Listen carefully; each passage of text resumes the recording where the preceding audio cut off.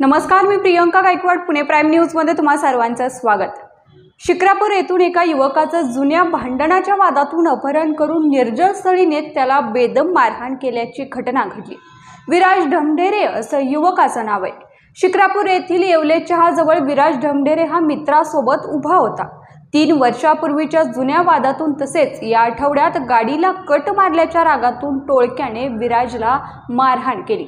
तसेच त्याच्याजवळील पैसे, सोन्याची चेन काढून घेत पोलिसात तक्रार केली तर जीवे मारू अशी धमकी दिली.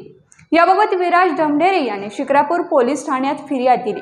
त्यानुसार पोलिसांनी तब्बल 32 जणांवर गुन्हा दाखल करत 18 जणांना अटक केली आहे. ही संपूर्ण घटना CCTV कॅमेऱ्यात कैद झाली आहे.